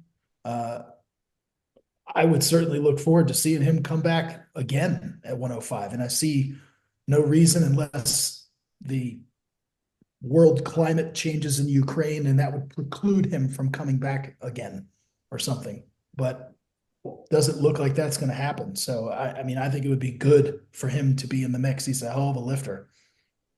And, Ashton, if he comes back and continues to lift at 105, a high tide raises all boats, man. And you want to see the best of the best competing against each other. That's what we all want, I think, selfishly. And so Anatoly is one of the best. Eric, can Anatoly rise up over 940? By how much? What kind of a run can we anticipate from a relatively mature lifter? I mean, he's been in the game a while and we're aware of him, but I would agree that he's got potentially 10 years at his peak if he stays healthy. And that's Yeah. a big if. Staying healthy is hard in Mm. powerlifting, especially when you Mhm. lift a lot of weight like he does. But 940 isn't even necessarily the best combined lifts that he's done. Right. Like if you just take him and have him have a good 9 for 9 day where all three lifts are on, he's 950, 955, Yeah. you know. So I think even with no real strength improvement and just being healthy and being at the best he's previously done on all three lifts, we're looking at 10 kilos more than he's put up historically. Right. But I don't think he's at his peak. Or I don't think he's past his peak, I should say. Mm. So I don't think it would be, I would not be surprised if, he does something like maybe he needs to take a little bit of time off. Maybe he needs to pull something like a Keiko, take some time off, heal up, do his thing, come back, and then he can not only hit that 950, 955, just my current lift's good day, but also get a little incremental step of 10 keys. I think that has been done. That like many lifters have done that type of thing. I don't think a 960, even 970 total is out of the question for Anatoly, if he can get a good streak of uninjured training. I'm going to wrap this up a little bit. I'm going to belt off some gentlemen and ladies that I think we should pay attention to. We've been almost 2 hours, and we said we're going to be, well, I said we're going to be 20 minutes. Fellas, this has been a marathon, and I appreciate the hell out of you guys. We're crushing content, but it's two different podcasts, so it's worth it. But aside from Reagan, who everybody's also got to pay attention to, we had mentioned Sarah Naldi, of course, Elba Ballstrom, Joey B, Ade, the future of the 83s. When the dust settles, we also have Jack Reynolds in the 83s, a sub junior who's marching towards 800 kilos at 17 years old. He not only won the sub junior 83s, he totaled 795 at 17. And he missed his last deadlift was 310. He missed 320. So he probably could have been an 800 kilo lifter at 17 had he just lowered his last deadlift. But he's going all in and he wasn't risking anything. So why not? But Jack Reynolds in the 83s, obviously Elliot Sykes, a smaller 74, hasn't capped out the 74 as a teenager again, 295.5, squatting in the sub juniors at Worlds. And he's probably going to be looking to squat into the 300s still as a teen in the 74s. Only 18 years old at Worlds, one best lifter as a sub junior, crossing over with Joey Flex. He's a 90 kilo lifter in USAPL, crossing into the 93s. Meech Smith, Demetrius, he did 872.5 at a body weight of 91.4. And he's already, without filling out or without filling over and cutting down, he's pulling over the world record with 375 kilos.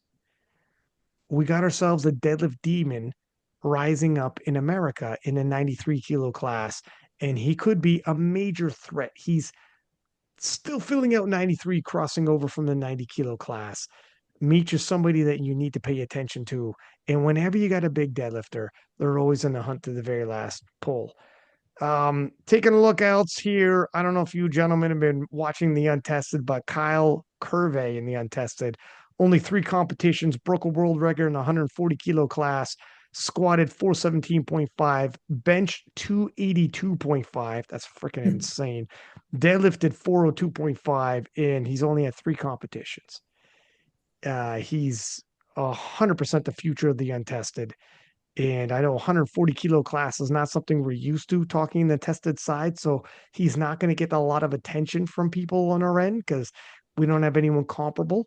So it's difficult. We don't have comparable on our end, but he's blowing up on social media. And believe me when I tell you, he's going to be the future here on that side. Anybody you guys want to throw out that maybe we should pay attention to as well before we sign off? Not that we aren't already paying attention, but I just can't wait to see what Agata Sitko does in next year. Yeah. It's going to be amazing. Yeah. I was going to throw out two more names. I mean, obviously, that's we want to see what else she's going to, what other rabbit she's going to pull out of her hat, so to speak. It's incredible. Keep Dominique Fuqua on your radar. 93 kilo lifter, American. He will be in the mix at Nationals for sure. He's already totaled 882.5, and that was a while back. His most recent, he lifted in Raleigh and put up an 877.5, weighing 91.4. And I don't think he was at full throttle there. He was dinged a little bit. So watch out for him. Cranen Warford at 76. Going to be very interesting to see. I mean, she totaled 585 at Worlds last year. So, given her lifestyle and situation, doesn't compete that much, so it'll be interesting to see her back at Powerlifting American Nationals, presumably in April, what kind of total and package she puts up there. And then, assuming she ascends to Worlds in the 76 kilos, I mean, that's another name to look out for. So, and obviously, as you've mentioned, Ryan, hopefully we get the Waskar Fedo showdown that we all want to see in 2025. That's on the wish list. God, I've never in my life been looking forward to a 59 kilo battle or showdown. So, this will be the first one. It's Yep. always been the Waskar show before that. And before that, it was whatever. You're just you're Yeah. watching them lift. But now we might have a battle, and I couldn't be happier. Waskar, I love Waskar. Its story is amazing, and everything he's doing 55 for the 59s is amazing. He needs this, and the whole Yep. division needs this. It's huge for that division. So yeah, let's see what happens. Listen, gentlemen, holy smokes, did you guys give me a huge chunk of your Boxing Day? I am extremely grateful. I know the powerlifting community is going to be happy. You guys, nobody does it like you guys. So thank you from the bottom of my heart. And we'll touch base in January and talk about Sheffield. We got a preview show to do, gentlemen. And we'll talk shortly. Until next time, six pack Lapadat. Six up. No, we